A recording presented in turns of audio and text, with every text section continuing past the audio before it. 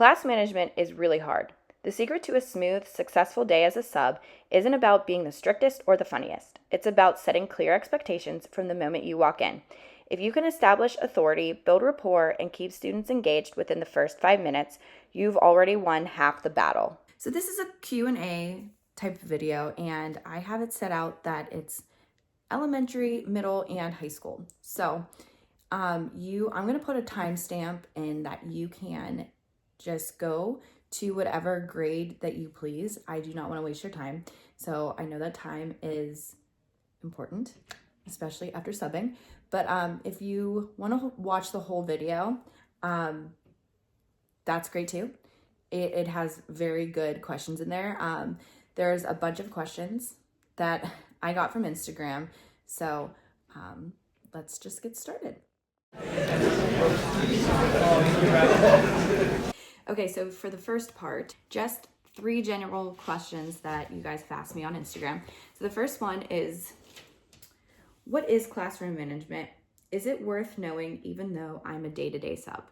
Yes, I think it is very worth it knowing class management. Now, a definition for class management really just means a strategy or techniques that a teacher or a substitute can use in the classroom in order to manage the students. It just really helps to maintain the kids, maintain the control so that they can have a positive learning experience. Obviously, we go to school because it needs to be a positive learning experience. And if you don't have the class management, then it's going to, the kids are not going to learn how they should be learning.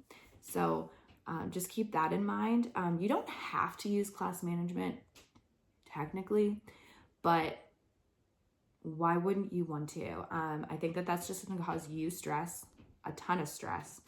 And if you're not maintaining control of the class and principals are coming in and other teachers are coming in, then you might even not be invited back to the school. So that's just something to be aware of so that you know moving forward, okay, this is something to work on. It's hard. It is hard. And if it's your first day, you're not going to get it right away. And that's okay. If it's your 99,000th day, you might struggle still, but it could be better. So it's just something that comes with experience. So don't get down on yourself. Don't give up on it. And just practice it. How can I keep students on task? Okay, so this I would say would be expectations. Sometimes students don't want to do what they're supposed to be doing.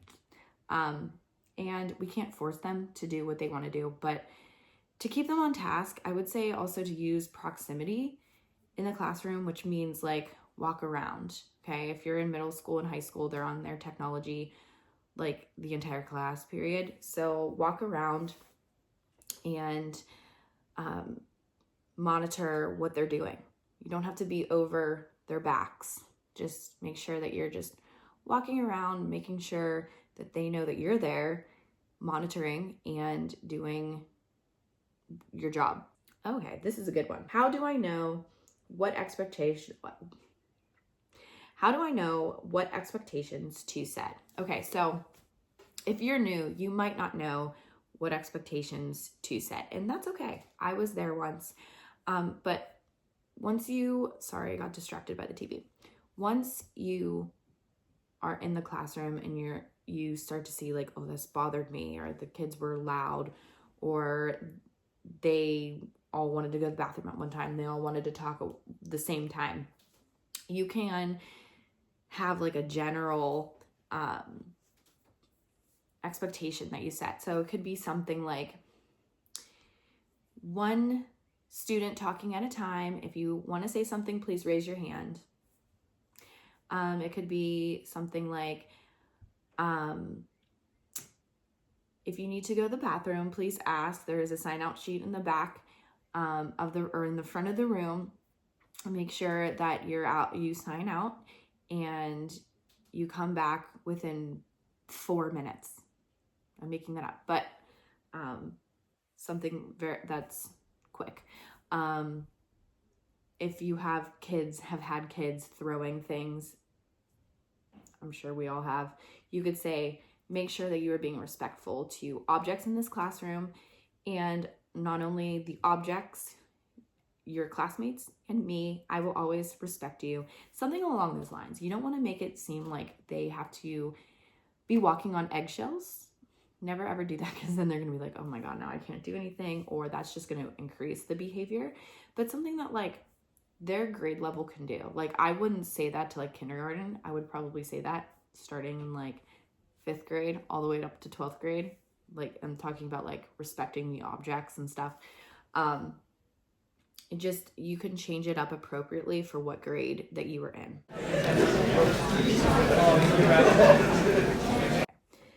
How do I get young students to listen and follow directions? If you were in kindergarten, more power to you. Lots of coffee. No. Again, it would be setting up expectations for them. And a lot of the times to listen, if they're talking a lot, in elementary school, they do a lot of, no, I can't think of the word, attention grabbers. So you can do something like class, and they say, yes, yes. Or you could do something like, if you can clap here, clap 3 times. If you can hear me, clap 3 times, and stuff like that. That really works. You can get a bell. You can turn off the light to get them to listen to you. However it works for you is how you can do it. If you're in physical education, you can get a whistle. Definitely get a whistle. Doesn't matter if it's K through 12. That's important. Save your voice. But to follow directions, it's really important to just give redirection to the student. A lot of the times in the younger grades, it is redirection. And it's like, for me, I don't have the patience, but that's really what it is in following directions. You might have to repeat yourself 1,000,000 bajillion times, but that's part of it. Okay. So with listening, I would say learn the attention grabbers, and then the following direction part, just redirecting. And another thing to keep in mind too is in the younger grades, when you say something like, Alexa, thank you so much for following directions and getting your book out. And what that does is that gets all the other students wanting you to say their names. They're like, oh, if I do that, she'll call me out on it, you know? Or incentives really do work. Okay, next question. How do I handle tattletaling?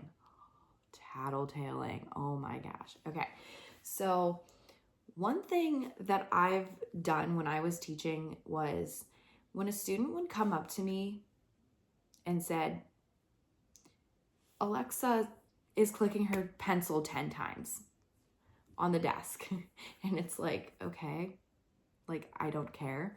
But what I would say to them is, did that person hurt you? And if they say no, it's like, okay, well, what is your reason for telling me? And then they're like, oh, like I redirect their question on them. They might be really young for that, and that's understandable if they're like still tattling. But in 2nd, 3rd grade, I think that they start to really like get the hang of that, and they realize like, oh, like I guess I really didn't have to say that. But you can go to their seat and say, help them communicate that was annoying that someone was tapping their pencil on the desk.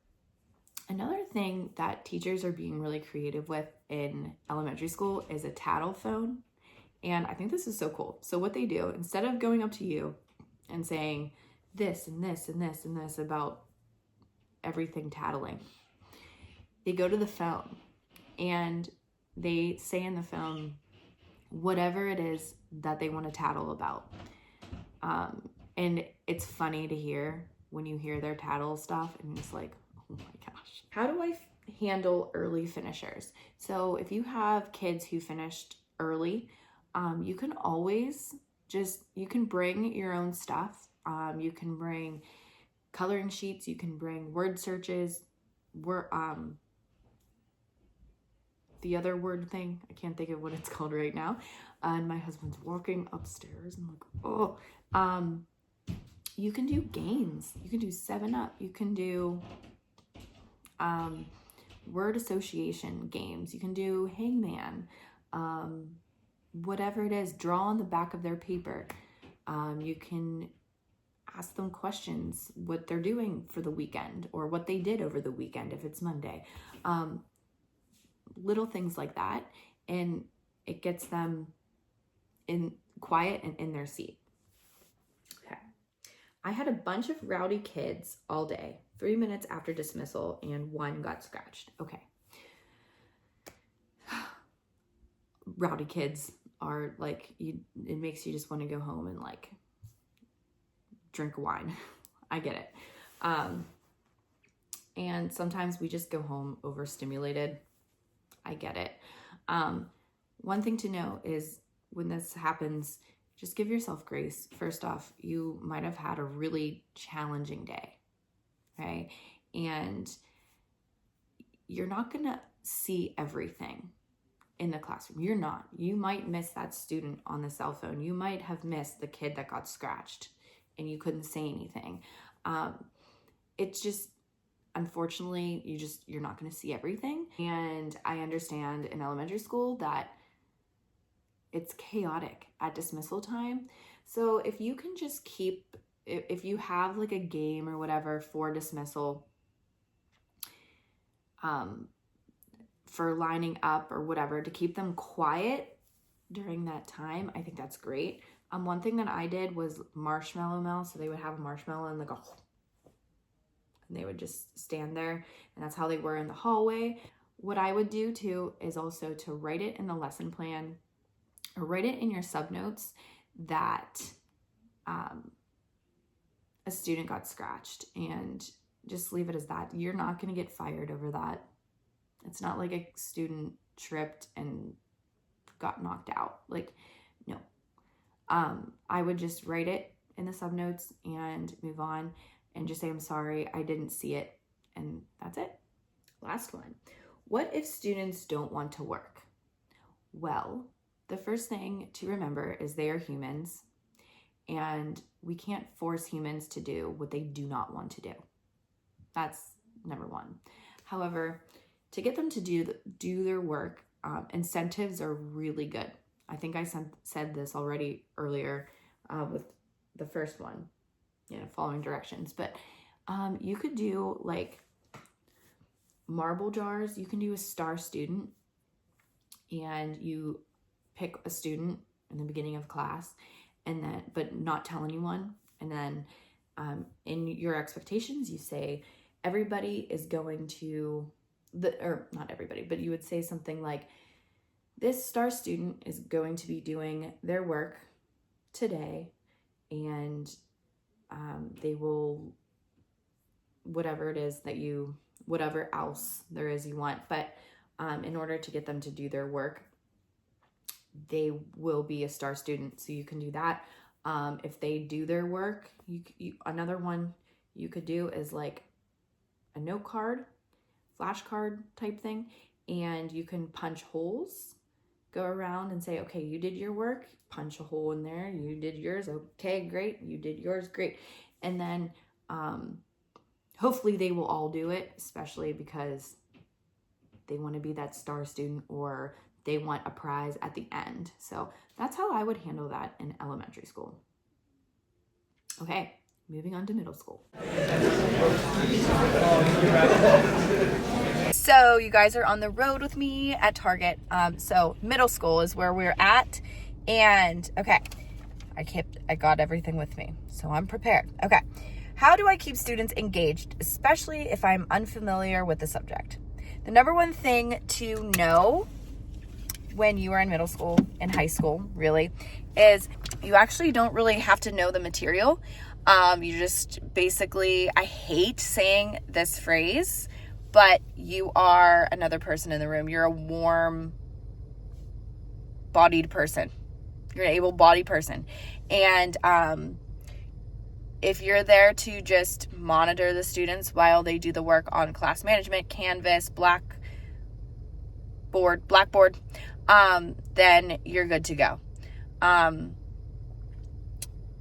But to keep them engaged, I would walk around, use that proximity. So what proximity means is just using your presence to make them be like, okay, she's near me, I have to do my work. Because middle school kids are going to be slick. Okay, they're going to be slick. They are going to be on things that they shouldn't be on. And I mean, if you think back to when we were in middle school, it was probably the same way. Like, we didn't care about writing an English essay. We wanted to be on whatever we wanted to be on. And for me, in middle school, it was instant messenger. But then again, we didn't have technology in school. So, yeah. What attention strategy works with middle school? So, you could do whatever you want with attendance. You can stand at the door and ask the students their names. You can have the students do it. Probably the last one to do, especially for middle school.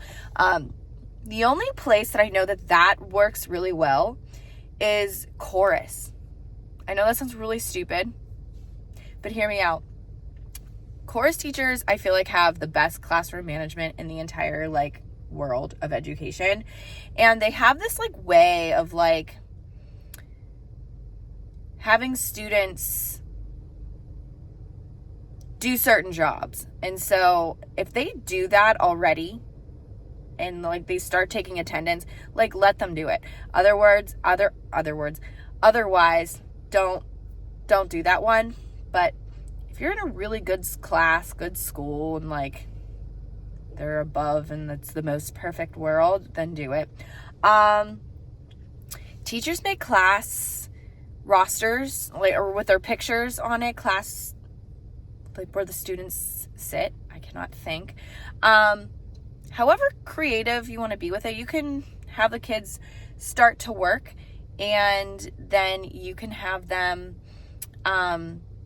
you can go around and ask the students' names. That way you can look at their computers. However you want to do it is how you want to do it, and you get it done. Just make sure you do get it done. Okay. How to keep them engaged.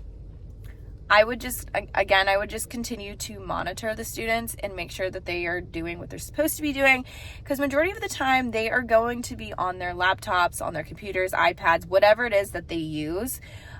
So just keeping them doing the work is the most important thing. A thing that I did it in high school, and a friend of mine started doing it for the middle school, and she said it did work really well. And one thing that you could do is you could have the students, when you're stating your expectations, you can say, when you are finished, show me your work. When you're done, you can work on other homework, or you can read a book, or you can whatever the heck it is that you want them to do, or they can talk at the end, whatever works for you. That's a good way to get them to do their work, because it puts them on a positive list, and it makes them realize oh, she's gonna write my name if I finish it, not in a negative way. So they usually finish. Now that doesn't work for everyone, so don't at me for that. I understand. I've been in other school districts where that doesn't work, and I've been in school districts that it 100% worked. So I understand if that doesn't work for you. How do I handle conflict? Now, I think this one really, I think I would need more context of what you mean by conflict. So my thing is always talk to the student first. If it's something silly, I would just talk to them and just say don't do that again. Is there a problem? Why did you do that? Type of thing. Then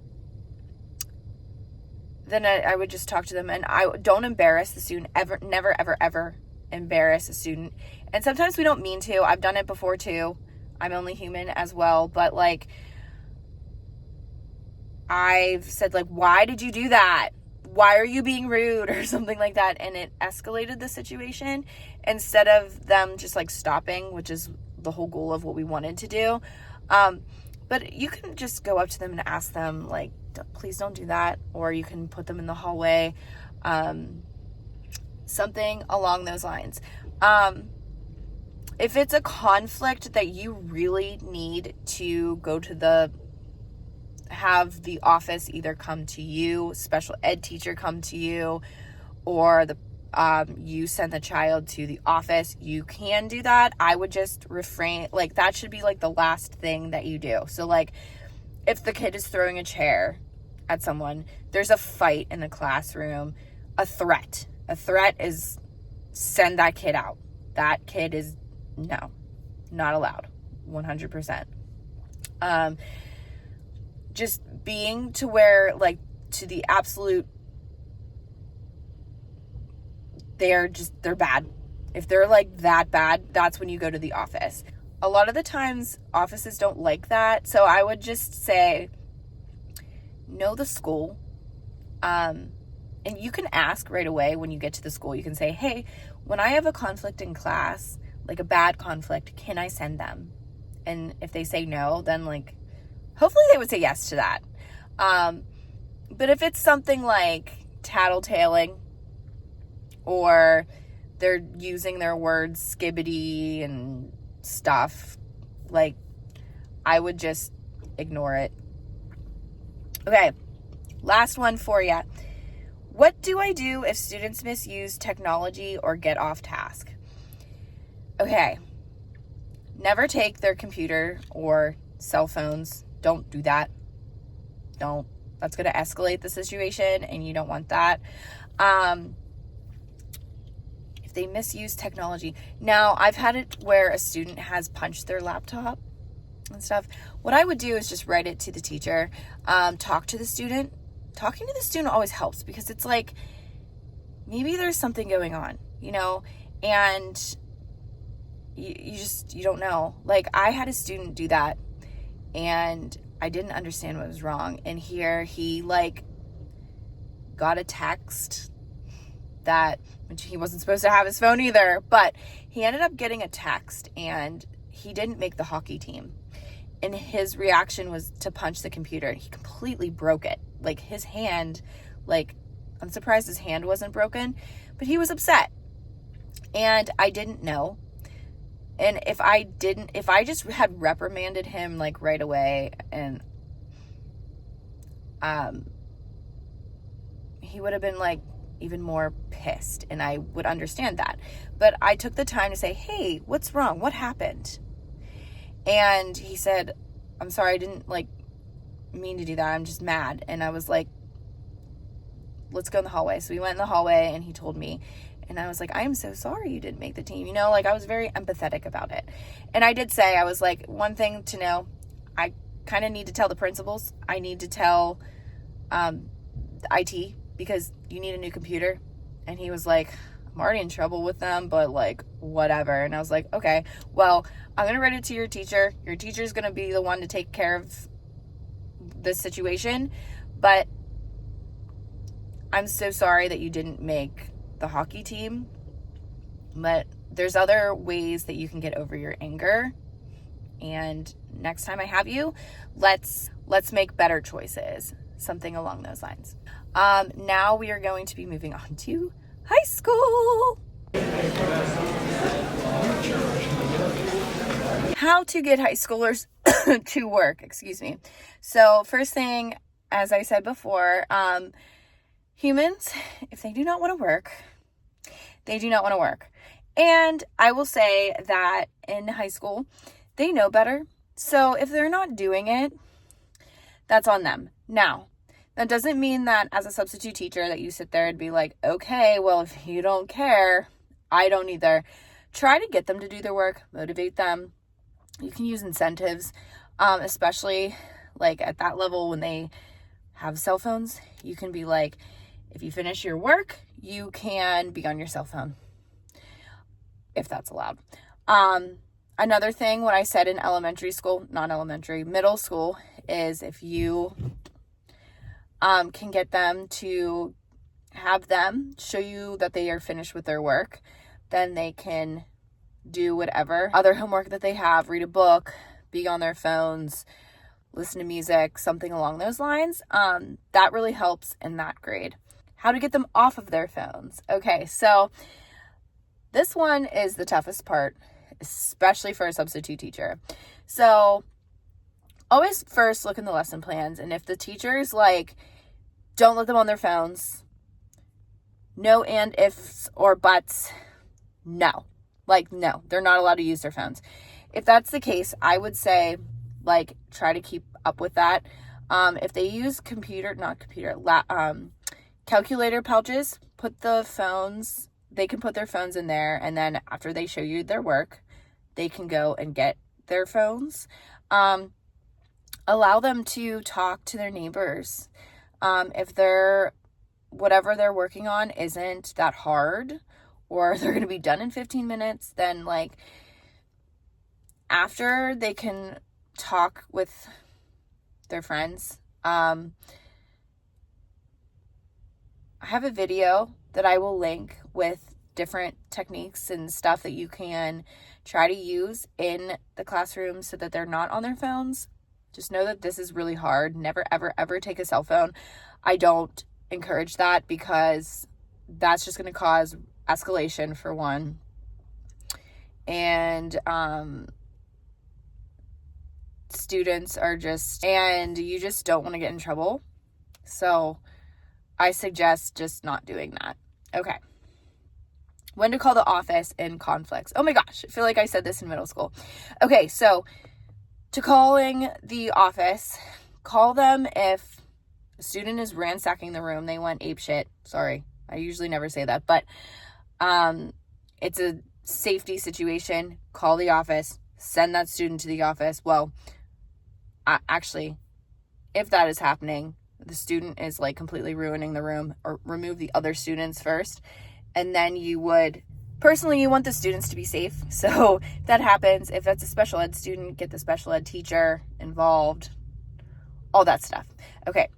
But if they're doing something like threatening other students, that's when you call the office. Everything else I feel like should be handled within the classroom.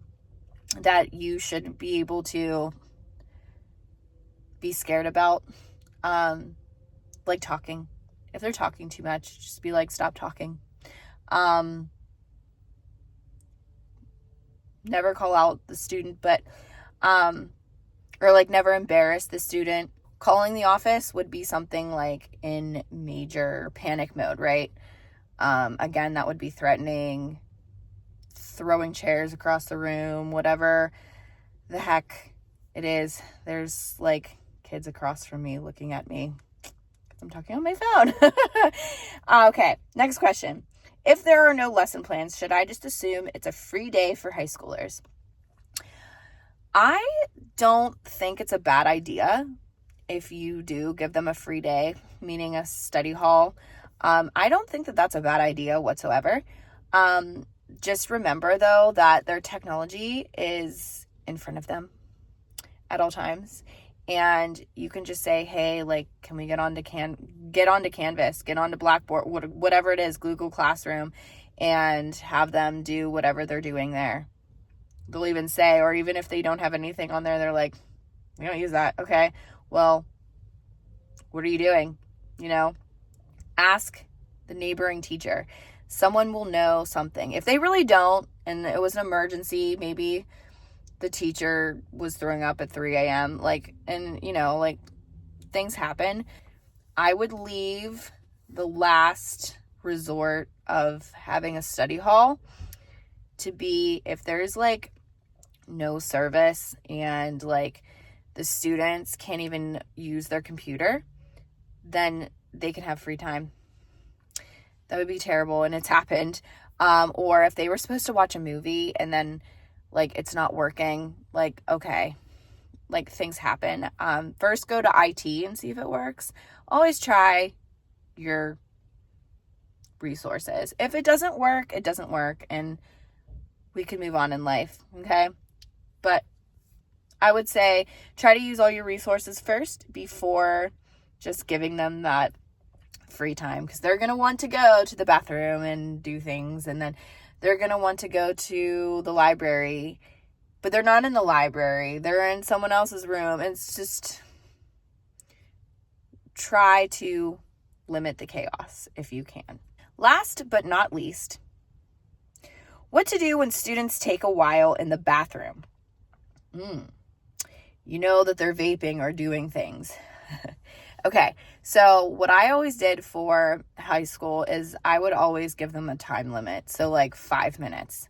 If they were gone 5 minutes and longer, I'm calling the office. And I would let them know that. And I've had to do that so many times. Like, it's not funny. Some kids were like literally in the bathroom, like pooping. And others were not where they said that they were. They never went to the bathroom. And so that's why it's really critical that when you set your expectations, that for high school especially, if they are to go to the bathroom, that they sign out. Because even if they don't go there, I always have them sign out. And that way I just know where they are. And then if they don't come back within the 5 minutes, I'm calling the office. Just call the office then. Because what they can do is they can say, can Alexa Watts come to the front office? Or they're just going to go find the kid and be like, what the heck are you doing? Guys, I really hope that this class management Q&A has really helped you. I know that it was probably like a little bit different, especially coming with me to Target. I wasn't expecting to do that, but that's what happened. I will link my class management playlist right here for you guys, and I'm looking forward to seeing you in the next video.